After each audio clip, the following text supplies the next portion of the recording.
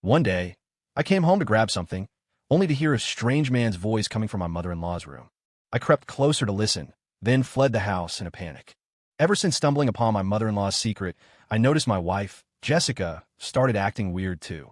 From that moment on, my life began to unravel. I've been working for 2 years when my parents died in a car accident. The driver responsible didn't have much money, so the settlement was small. My parents were farmers their whole lives and hadn't saved much. All they had was the old family house out in the country. In the end, I gritted my teeth, took a chunk of my own savings, added it to the settlement money, and barely managed a down payment on a place. A year later, I was doing well at work, got promoted to a junior manager, and my salary went up. Life was slowly looking up. Then, through a friend, I met my wife, Jessica. We dated for 6 months, then got married. When Jessica got pregnant, I was swamped with work and couldn't take care of her. Luckily, her mom offered to come stay and help out. I was incredibly grateful.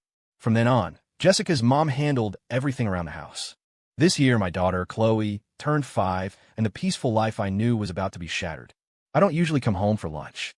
That day, I'd forgotten a file I urgently needed for work, so I had no choice but to go back for it. When I opened the door, the living room was empty. I figured Jessica's mom was out, didn't think much of it, and headed straight to my room for the file. But as I passed my mother-in-law's room, I heard a strange man's voice from inside. My father-in-law had sent a video of himself eating lunch at the factory just that afternoon. The man inside definitely wasn't him. Who could it be? Staring at the closed door, I couldn't resist. I tiptoed closer and pressed my ear against it. I heard a man and a woman's voices. Even though I'd been married for years, my face flushed and a wave of revulsion washed over me. The thought of a strange man in my own house. It was disgusting, and for what they were saying, this wasn't the first time. My poor father-in-law, working his tail off to support the family, while his wife had been cheating on him for years. Just then, the broom leaning against the wall suddenly fell over with a clatter. The voices inside stopped. "Peterson, is someone out there?" Damn it. I quickly and quietly bolted out the front door, not daring to breathe properly until I was hidden in the stairwell. Peterson, my father-in-law's last name was Chun. The man in the room definitely wasn't him. As a son-in-law, I'd stumbled onto my mother-in-law's dirty laundry. What was I supposed to do? Should I tell Jessica? If I didn't, I'd feel terrible for her dad. But, no, I couldn't say anything. If I did, and it blew up Jessica's family, I'd be the bad guy. Jessica would definitely blame me. Better to keep quiet. All I could do was silently mourn for my father-in-law. After a moment, it hit me. I told Jessica I was coming home for lunch to get that file. I broke out in a cold sweat. What if Jessica accidentally let it slip to her mom that I'd been home? Her mom would definitely get suspicious. What then? I almost called Jessica, but then I thought better of it. No, I couldn't call her. A lot of people saw me come back earlier. I needed an alibi, something to prove I hadn't actually made it inside the house. After a bit of thinking, I hurried downstairs. Kevin, back so soon and leaving again. As soon as I got downstairs, I ran into Mrs. Davis, one of the neighborhood's biggest gossips. My heart was pounding, but I tried to look calm. "Hey, Mrs. Davis, do you know where Jessica's mom went? I don't have my keys, and I've been knocking for ages, but no one's answering." "Maybe she stepped out to the grocery store," Mrs. Davis offered. "Oh, well, never mind then. I'll just head back to the office. Can't wait." I put on an act of being in a hurry. Once I was out of the complex, I finally let out a breath of relief. But then the thought of facing Jessica's mom that evening made my stomach clench all over again. I couldn't focus on work all day. Evening, I stood at my front door, took a deep breath to calm myself, then knocked. Jessica opened the door. Her mom was in the kitchen cooking. When she saw me, the spatula in her hand paused for a split second. My stomach dropped. Did she know? "Why didn't you just use your key? Why make me open it?" Jessica asked. "Ugh, I can't find my keys," I said. As Jessica turned back into the living room, I quickly ducked into our bedroom and hid my keys under the bed. "What are you doing?" Jessica walked in suddenly, making me jump. My heart nearly leaped out of my chest. "Nothing, just looking for my keys." Seeing she hadn't noticed anything amiss, I pretended to search earnestly, sighing dramatically. "What are you sighing about?" Jessica asked, sitting on the bed, scrolling through her phone. "Forgot that file today, got chewed out by my boss. I just hope it doesn't mess with my raise next month." "You're getting a raise?" Jessica shot up, excited. "But wasn't Mom home? Why didn't she let you in?" "Mom didn't seem to be around. I knocked for a while, but no one answered." I opened the nightstand drawer, continuing my search while sneakily watching Jessica's expression. "Well, why didn't you call her? What if this costs you your raise?" Jessica sounded annoyed, even putting down her phone. I fumbled in my pocket and showed her my phone. "Look, today was just a total disaster. Drop my phone and it's busted. The screen was completely shattered. Good thing it was an old phone, or I'd be sick about breaking it. Oh, okay. With that, Jessica started helping me look for the keys. Seeing her kneeling on the floor, searching, a wave of warmth spread through me. My wife was truly good to me. Aha, here they are. Jessica pulled the keychain out from under the bed, covered in dust. You're the best, honey. I looked everywhere and couldn't find them. I walked over, wrapped my arm around her waist, and gave her a little squeeze. Stop it, you, Jessica giggled, a sound that made my heart melt. I was about to lean in for a kiss when the day's events flashed through my mind. A feeling of disgust rose up, and I instantly lost the mood. Luckily, Jessica's mom called us for dinner right then. Otherwise, Jessica would have definitely noticed something was off. During dinner, Jessica's mom was acting a little strange. She was probably suspicious. Kevin, Mrs. Davis downstairs said she saw you come home around lunchtime. How come I didn't see you? Here we go. Here we go. Stay calm, I told myself. Yeah, Mom, I didn't have my keys. I knocked for a bit, but when no one answered, I just left, I said, casually taking a bite of food. Mrs. Davis thought you might have gone grocery shopping, and I was in a hurry to get back to the office, so I didn't wait. Oh, yes, I was out shopping. Jessica's mom still didn't look convinced. Then why didn't you call me? I would have come back sooner. Mom, don't worry about it. Jessica chimed in. Kevin's phone is broken. He got reamed out by his boss today because he didn't have that file. It might even affect his raise. Jessica was the perfect backup. If it was just me saying it, her mom definitely wouldn't have bought it. It's that serious. Oh, what do we do? It's all my fault. Jessica's mom put down her bowl, looking genuinely distressed. Her acting was Oscar-worthy.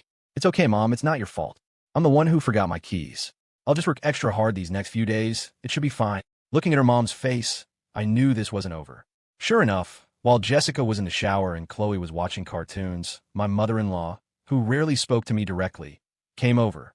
The moment I saw her, those sleazy words I'd overheard replayed in my mind. I felt uneasy but had to play dumb. She came over and just stared at me, probably trying to read something on my face. Mom, what's the grapes? They're really sweet. I'll go wash some. I made a move to get up. Kevin, don't bother. I don't want any. She sat down, still staring at my face. What time did you come home at noon? I don't remember exactly. I get off work at 11:30, and it takes at least 20 minutes to get home from the office, so probably around noon. I deliberately set a time about 15 minutes earlier, when they were likely just getting started. Her room was at the very back of the apartment, far from the front door, so it was plausible I wouldn't have heard anything from her room if I was at the door. And it made sense she wouldn't have heard me knocking.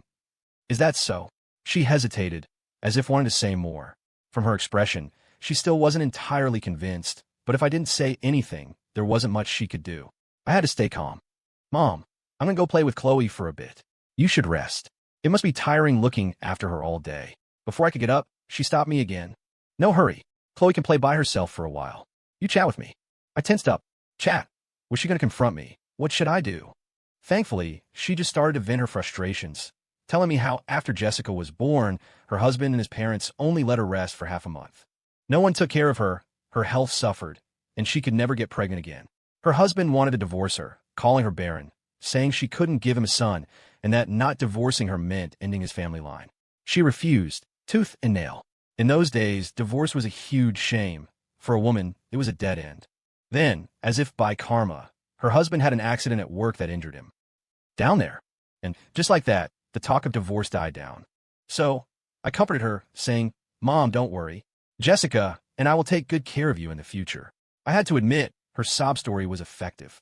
Hearing all that, she really did seem like someone who'd had a tough life. Her husband was usually quite harsh with her, spoke disrespectfully, always acting like he was the big shot because he earned money, and never lifted a finger to help with housework. Thinking about this, I offered more words of comfort. Perhaps she saw my sincerity, that I was genuinely trying to console her because she finally seemed satisfied and got up to go play with Chloe. I let out a sigh of relief, thinking the whole thing was finally over. After this, maybe she'd be a little more discreet. A week later, Jessica's mom suddenly went back to her hometown. I got home from work, ready to give my daughter a hug, but Jessica pulled me straight into the bedroom and laid into me. Did you say something awful to my mom that night? It was your fault you didn't have your keys. Why are you blaming her? I was completely baffled. Honey, I didn't say anything. I didn't blame Mom. Then why was she hiding in her room crying? I asked her, but she wouldn't say. I saw you two talking in the living room. If you didn't upset her, why would she cry? You had nothing when we met, and my mom never looked down on you. She didn't even ask for much when we got married. How could you do this to her? Jessica still didn't believe me, only trusting her mother. A bitter taste filled my mouth. All these years, I treated her so well, yet every single time, she sided with her mother, listened to everything her mother said. Did she even care about this family, our family? Was this my home, or theirs? Seeing my silence, Jessica got even angrier. These past few days, I've seen Mom crying in secret again, and today she just up and left for her hometown. It's not a holiday or anything. Why would you go back now? Mom works so hard helping us with Chloe. Could you even focus on your job without her? You're so ungrateful. Honey, I really didn't. I swear. Seeing Jessica so furious, for Chloe's sake, for our family's sake, I swallowed my pride about whether her mom had twisted things and rushed forward to hug her and explain. I knew you wouldn't admit it. Jessica shoved me away and walked into the living room. I quickly followed her out and started trying to soothe her just like I always did. I brought her tea, gave her a massage, cooked her favorite dish, and finally, I sent her $999 on Venmo. Only then did she crack a small smile. After dinner, I went back to the room to get my clothes for a shower. Honey, why'd you shower so early today? I'd only gotten home a little after 6, and Jessica had already showered. Usually, she showered after dinner. I saw her pause for a fraction of a second when she reached for her phone, but her expression didn't change, so I didn't think much of it. Chloe got my clothes dirty, so I just showered while I was at it. Jessica picked up her phone from the nightstand and said as she walked out, I'm gonna go play with Chloe. I'll sleep with her tonight, so I won't be back in here. Honey, why don't you come back after Chloe's asleep? This wasn't right. I quickly hugged her from behind, nuzzling her neck, but she pulled away. I don't feel comfortable with Chloe sleeping alone. Do you? Jessica pushed me away and left. I stood there, stunned. My heart sank. Even if I was clueless, I'd noticed these obvious little things for a while now. Jessica always used to say she just put on her skincare products, and if I touched her, it would rub off. She'd say the products were expensive, that I worked hard for my money, and she didn't want to waste it. But it had been hours. Any skincare would have dried by now. Thinking about these details, I felt uneasy again. When I finished my shower, Jessica was in Chloe's room with her. Chloe was playing with blocks by herself, and Jessica was on her phone, occasionally laughing out loud. I put my dirty clothes in the washing machine, but couldn't find Jessica's anywhere, though they'd been in the hamper earlier. I went to the doorway. Honey, where are your dirty clothes? Oh, they got oil on them. Couldn't get it out, so I threw them away. Jessica didn't even look up, answering casually. I suddenly remembered another time when Jessica's clothes had a strong smell of cigarette smoke. I don't smoke, and Jessica's a preschool teacher. There's no way she'd get that smell at work. So where did the smoke smell come from? Thinking about my mother-in-law's affair, my suspicions grew stronger. Chloe, sweetie, did you get Mommy's clothes dirty today? I walked over to my daughter, picked her up, and asked softly. Chloe looked at me, then at Jessica, and didn't say anything. But I noticed Jessica looked a little tense. Kevin, what are you doing? Don't you trust me? Jessica quickly turned off her phone screen, placed it face down on the bed, and stood up to confront me. I was just asking, why are you so defensive? I didn't look back at her, and my tone was colder than usual. There was definitely a part of me that didn't trust her. My wife is beautiful, with a great figure. A lot of guys were after her back then. Although I'm not bad-looking myself, 6 feet tall, my family situation was poor. No parents to help out, a mortgage to pay, and no car, just a house. So, when her mother agreed to let Jessica marry me, I was surprised, mostly pleasantly so. We had a good relationship. Just 2 weeks after we got married, Jessica found out she was pregnant. Unfortunately, she miscarried. Because of that, I'd felt indebted to her for years, basically doing whatever she wanted. Thankfully, Jessica was generally considerate toward me too. But lately, I noticed Jessica had changed. Or maybe she'd changed a long time ago, and I was just too in love to notice. Seeing my silence, Jessica started to get agitated. Look at your face. I don't even need you to say it. I know what you're thinking. What am I thinking? Why don't you tell me? Several times, your clothes have smelled like smoke. What am I supposed to think? Does any teacher at your preschool smoke? This time, I didn't want to just smooth things over. There was a big project at work these past few days, and as a semi-lead, I was under a lot of pressure. When I came home, I still had to cook, do dishes, do laundry. That was fine. A man should pull his weight. But then she'd question me unfairly because of her mom, without an ounce of trust. Most importantly, now she was involved in this shady business, making me suspicious. Kevin, you're heartless. So many guys with better prospect want to date me back then, but I said no. I chose to marry you, and now you're suspecting me like this. She trailed off, starting to sob. Seeing us argue, Chloe got scared and started crying, whimpering, Daddy, Mommy, don't fight. My heart ached. I quickly picked her up and soothed her. Daddy and Mommy are just talking about things a little loudly, that's all. We're not fighting. Perhaps because my attitude was firmer today, my tone colder, Jessica eventually backed down and came over to hug me. Honey, don't be angry. The smoke smell was from some of the dads picking up their kids. I was just worried you'd overthink it. I didn't say anything. For the sake of our family, I felt I needed to be stronger in the future, not just constantly give in. Honey, I know you've been under a lot of stress lately. Your shoulder must be hurting again, right? I've been learning massage techniques. I'll give you one later. Honey, you worked so hard. I'll definitely be more careful in the future. I'll tell you everything. Seeing Jessica so uncharacteristically submissive and trying to appease me, my heart softened. Looking at my wife and daughter nestled in my arms, my anger dissipated. Every family has its bumps in the road. As long as it wasn't a matter of principle, it wasn't worth making a big deal out of. But the thought of that missing outfit was still a thorn in my side, pricking me every now and then. That weekend, to make it up to Chloe, we decided to take her to the zoo. Since it was early, there were many grandparents downstairs playing with their grandkids. We happened to run into a few older women who were quite friendly with my mother-in-law. Off for an outing? One of them, wearing a floral dress, asked. Yeah, taking the little one out for a bit. I didn't like talking to these women. They were gossipy and loved to spread rumors. I just wanted to get it over with and leave. As we neared the neighborhood gate, I suddenly realized I'd forgotten Chloe's water bottle. I had to go back home to get it. As I walked through the small square in our complex, I heard several of the women talking loudly, and it was about me. Woman 1. Did you hear? The Chun family's son-in-law beats his wife. Woman 2. The one who just walked by? I think his last name is Miller. He doesn't look the type. The guy seems pretty gentle, and they look like a nice couple. Woman 3. That's all an act for outsiders to see. Woman 4. That's right. Sometimes the more refined they seem, the worse they beat their wives in private. The Chun family, last name Miller. That had to be me. Hearing them get more and more outrageous, I couldn't hold back. I walked quickly towards them. Ladies, where did you hear all this? When have I ever hit my wife? They didn't expect me to come back, let alone overhear them. The women looked a little awkward, but not much. They were used to ruling the roost around here. Any little incident in a family would be spread by them until several neighboring communities knew about it. Starting a rumor is easy. Dispelling it is exhausting. Most people just couldn't be bothered to fight it. We just heard it from someone else. Don't look at us. Who said it? Then take me to them so I can confront them. When I said I wanted to confront someone, a few of them clearly panicked. It was probably the first time they'd encountered someone so direct and firm. But the woman who had spoken first wasn't flustered at all. She kept on talking. Where there's smoke, there's fire. Why are they only talking about you, and not someone else? Ma'am, do you know that spreading false rumors is against the law? If you don't tell me clearly today, I'm calling the police right now. The words calling the police made even that woman a little nervous.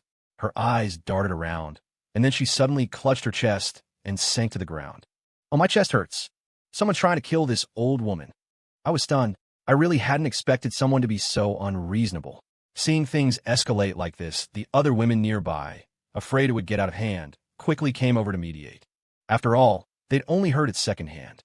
If the police really got involved, looking at the woman on the ground, I knew I had to swallow this one. Being slandered like this for no reason put me in a terrible mood. I originally wanted to tell Jessica about it, so she could also pay attention to who was spreading these rumors. For some reason, on a weird impulse, the moment I saw Jessica, I didn't say anything. But I still found it very strange. How could there suddenly be a rumor about me hitting my wife? Spending the day playing with Chloe lessened my anger quite a bit. As we were about to head home, Chloe's stomach started hurting.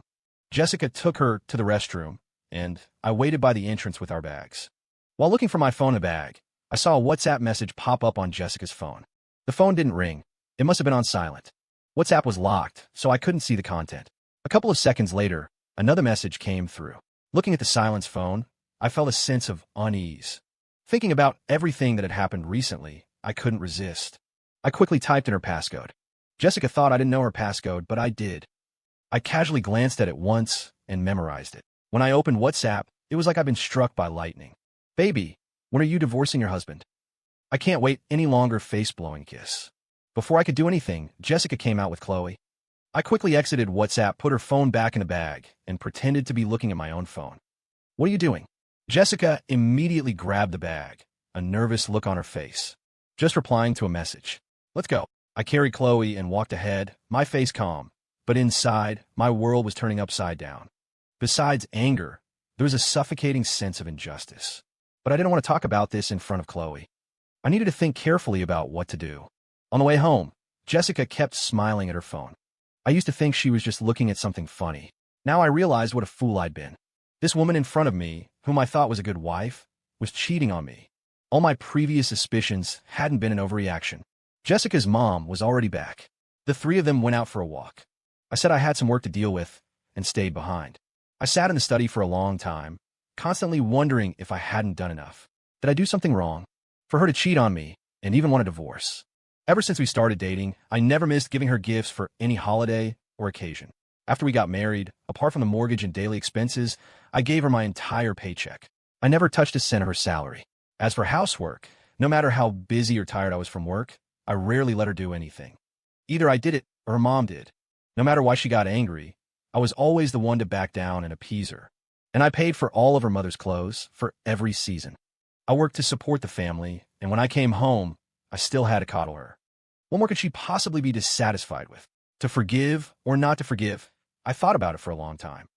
Remembering Jessica's phone was charging in the living room, I got up, locked the front door, and picked it up without hesitation. I opened her phone and went straight to WhatsApp. The chat with that man was right at the top, very easy to find. The chat history only showed the last few days, but a quick scroll suggested there were thousands of messages. Besides, I miss you and things like that, some of the conversations were extremely explicit, too graphic to look at. My heart instantly turned a few degrees colder. I scrolled directly to the part about the divorce. My wife's reply was, "Don't rush. Wait until I have everything arranged. My mom is helping me too. It'll be soon. Your mom is so nice. I asked a friend to buy her some skincare products from overseas. I'll give them to you in a few days. In the future, I'll make sure your mom enjoys her life and doesn't have to work so hard at her age. Jessica, I don't think I can live without you. I love you so much. I love everything about you." Looking at their chat history, I simply couldn't forgive her. Jessica had already decided to divorce me. In their eyes, I was worthless. What chilled me to the bone was that her mother knew about it and supported Jessica's affair and the divorce. The rumors in the neighborhood about me hitting my wife must have been spread by her mother, probably in preparation for dividing assets in the divorce.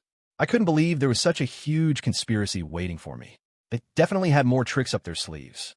Thinking of this, I immediately started gathering evidence. I then opened the chat history between Jessica and her mother and took screenshots of that as well. After I was done, anger and a sense of suffocation overwhelmed me. I had to let off some steam before I could compose myself. For Chloe's sake, I had to stay calm. Now, all I had to do was wait. Sure enough, a few days later, the rumors about me hitting my wife intensified in the neighborhood. Every day when I went to work or came home, people looked at me differently. They even dared to point and whisper in my presence. I suddenly felt a sense of foreboding. Even if people found out Jessica was cheating, this domestic abuse rumor would be hard to shake. In the end, I'd still be considered the one at fault. I paid the down payment for the house. I paid the mortgage. I bought $1,000 clothes for Jessica and her parents, while I barely bought myself a new shirt all year round. And now I was supposed to split my money and house with someone who was scheming against me like this. I was such an... Remembering that I was the one who suggested adding Jessica's name to the deed, I wanted to slap myself. What should I do? What could I do? I acted normal every day, but inside I was far from calm. Thinking about how ruthless Jessica and her mother were, I was so anxious I felt like I was burning up. One day, as I reached the entrance of our complex, an older woman stopped me. She looked familiar, but I couldn't quite place her. The woman said her name was Henderson. After she explained a bit, I remembered. She was an old neighbor from my hometown. When I was a kid, her son fell into the water, and there were no adults around. I quickly grabbed a long tree branch and pulled him out. She had helped out a lot with my parents' funerals. I was too grief-stricken at the time to remember clearly. Seeing me sweating profusely, Mrs. Henderson led me to a spot a little away from the entrance, fanning me while she talked. Looking at her concerned and sympathetic eyes, I felt a mix of emotions. After my parents died, I've been supporting my little family all by myself, while my wife and mother-in-law were plotting against me. I wiped away a tear that was about to fall, swearing to myself that I wouldn't let them get away with it. Later, Mrs. Henderson told me she lived in the next complex over and often came here. She'd also heard the rumors about me hitting my wife. When she heard the abuser's name was also Kevin Miller, she started waiting here every day, hoping to see if it was me. Mrs. Henderson told me a lot more. She said my wife often went with her mother to crowded places, wherever there were many people, and then would accidentally reveal bruised arms and legs. Those other women had only heard rumors before, but now that they'd seen my wife's injuries, they were even more indignant. I had never hit my wife, so where did those bruises come from? After parting ways with Mrs. Henderson, I didn't go home. Instead, I went out and bought several miniature surveillance cameras. One day, when both Jessica and her mother were out, I installed the cameras in the living room and our bedroom. A week after installing the cameras, I started to feel inexplicably anxious. Sure enough, that day, Kevin, let's get a divorce. Jessica threw the divorce papers right in front of me. Divorce? Why? Haven't I been good enough to you? I asked, not wanting to give up. Kevin, don't ask so many questions. Just sign it. It's better for everyone this way. Jessica looked so confident, like she had already won, which made my stomach drop. I opened the agreement and looked through it. Leave with nothing? I had expected Jessica to ask for a larger share of the assets, but I never thought she'd be this ruthless. Domestic abuse. Cheating. This is absolute nonsense. I couldn't believe Jessica had also accused me of cheating. I didn't even know when I was supposed to have cheated. You'd better just sign it. Otherwise, if this gets too ugly, it won't do you any good. Jessica then pulled out some photos, a medical report for injuries, and intimate photos of me with her best friend, Sarah. This is a setup. I'm not signing anything. I crumpled the photos in my hand. They really went to great lengths, even using her best friend. I'll give you 2 days to think about it. Otherwise, I'll see you in court. Jessica tried to leave with her bag, but I quickly stopped her. Where's Chloe? My mom has Chloe. You can see her once you sign. You have no right to keep me from my daughter. Before I could say more, Jessica stepped into the elevator and left. Watching the elevator doors close, the anger finally drained from my face, replaced by a steely resolve. My fists clenched. For now, I had to play it cool, act submissive. Right, Jessica still didn't know I'd found out about her affair. 2 days passed in a flash. During that time, I contacted Jessica multiple times, hoping she would change her mind and not leave me. Honey, please don't divorce me, okay? Honey, you like that Louis Vuitton bag, right? Let's go buy it now. Jessica didn't reply with a single word. Seeing how heartless she was, I wouldn't give them any more chances, nor would I soften. Chloe didn't need a mother like that. I would make up for it with double the love for my daughter. On the third day, Jessica's public social media account, the one she used often, posted a long story with pictures, all of them showing bruises on her arms, legs, and face. Is this domestic violence? Seriously? Abusive men are the worst. She didn't even complain about him not having much money for a wedding gift, or having no parents to help out. Such a good girl, and she still gets abused. Her mother even helps take care of their kid. He's so ungrateful. Divorce him. This guy should leave with nothing. This location is near my house. This woman looks familiar. Let me ask around. In less than half a day, the post was trending. Everyone in the neighborhood knew. In the afternoon, during rush hour, Jessica posted some intimate photos of me and her best friend, Sarah. Naturally, my face wasn't blurred. Countless netizens were instantly enraged, spewing all sorts of vile insults. In less than an hour, my workplace and home address were doxxed. People found out I was a junior manager at my company and flooded the company's social media, demanding I be fired. 2 more days passed. As one of the main parties involved, I made no response or denial. The incident gained even more traction. I noticed my colleagues looking at me differently, sizing me up. That afternoon, people even came to cause trouble in my company building. My boss told me to stay home for a while and handle my personal affairs. Returning home, seeing the rotten eggs splattered on my door, I felt an overwhelming sense of defeat. Was my life such a failure? Suddenly, I thought of Chloe. I ignored the eggs on the door and forced myself to calm down. Just as I sat down, Jessica's call came through. Kevin, just sign the papers. For old time's sake, I don't want to make this too nasty. Things were already this nasty, and she thought this wasn't extreme. Jessica, don't you have a conscience? Kevin, you forced me to do this. If you just signed obediently, none of this would have happened, right? In your dreams. That night, Jessica posted another long story. This time, it was a video of her in a rundown room, claiming I had kicked them out of the house, leaving them homeless. So that was it. I wondered why they had moved out themselves instead of kicking me out. So, they were setting a trap for me here. Sure enough, her performance garnered even more sympathy from countless netizens. Some even asked her to start a live stream so they could send her gifts. Whom the gods would destroy, they first make mad. I watched everything unfold silently. Gradually, influencers started showing up downstairs to live stream. The neighborhood became like a tourist spot for them. I took photos and sent them to Jessica, Jessica, enough is enough. She didn't reply. Watching Jessica on her live stream telling people not to send gifts, yet not disabling the gift-giving function, I finally understood her intentions. Besides wanting me to leave with nothing, she also wanted to use this incident to get famous and make money. Thinking about her family's level of education, I chuckled. What a bunch of legally clueless people. The next day, I dressed sharply and under the watchful eyes of my colleagues, walked into my boss's office. 20 minutes later, the company issued a special statement, saying that if the fault lay with our employee, we would ensure justice for the woman and would definitely fire such an employee. However, if not, we would also protect every employee of our company. The internet instantly exploded. Half the people thought our company was heartless, openly supporting domestic violence and cheating. The other half thought the company was responsible, not avoiding the issue, and would support it.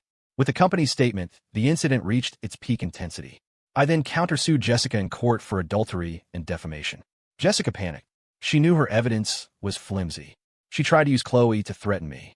Fortunately, in the preceding days, trying to make them lower their guard, I hadn't gone to see Chloe. But today I had gone to the preschool early and picked Chloe up, asking Mrs. Henderson to look after her for me. On the day of the hearing, all the evidence was presented. Jessica's injuries were faked with makeup. The medical report was forged. As for the intimate photos of me cheating, that was even easier to resolve. That day, Jessica's friend Sarah was having a birthday party, and she invited our family. Very uncharacteristically, they kept plying me with alcohol. When I excused myself to go to the restroom, I called a classmate who was a police officer. After explaining the situation, I kept the call active and my voice recorder on. Then I got drunk.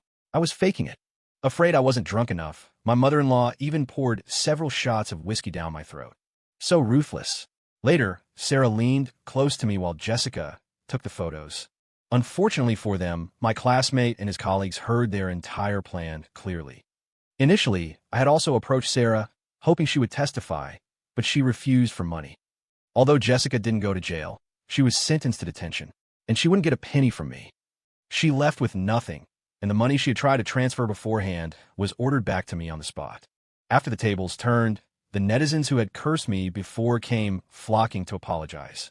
I didn't care. People like that are always the same. They all think they're on the side of justice, standing on the moral high ground judging others. They feel what they're doing is what everyone else is doing, believing their actions cause no harm, merely letting everyone know the truth. And they assume that words spread online have no real impact on the person involved, or perhaps they simply don't care about the consequences. Honey, I was wrong. I was tricked by others too. Jessica cried, trying to take my hand. I felt disgusted, so dirty, and pulled away. My father-in-law had also returned. He supported Jessica, looking like he might collapse, his eyes full of guilt. He looked much older, with more white hair. His hands were as rough as old pine bark, his thin back stooped. Seeing my mother-in-law looking radiant beside him, I still chose to send him the video I had later recorded of her affair. My father-in-law was so enraged he beat her that night. She ended up with a lame leg. The next day, he filed for divorce and left without giving her assent.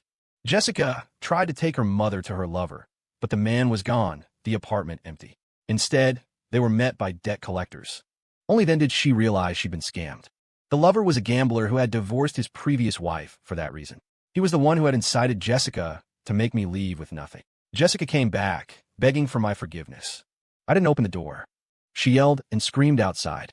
When I didn't open up, she completely lost it. Kevin Miller, do you think you've won? Haha, you're just a guy who took on my problem. If I hadn't been pregnant back then, I would never have married you. That baby I miscarried wasn't even yours. And Chloe isn't your daughter either. Ha ha ha. I never felt like I had one. I had lost. Lost completely and utterly. In the end, Jessica was driven out of the neighborhood by the residents. Because the scandal was so famous, no one dared to hire them, and no one dared to rent an apartment to them. The two of them blamed each other, pushing and shoving. Jessica ended up with a lame leg too. A week later, the internet trending topics exploded. Indecent video of preschool teacher and parent mistakenly sent to neighborhood group chat. What goes around comes around. Jessica's best friend, Sarah, also got what she deserved. A month later, I took my daughter and left that city. Thanks to my excellent performance over the years, the company offered me a position at headquarters. The end.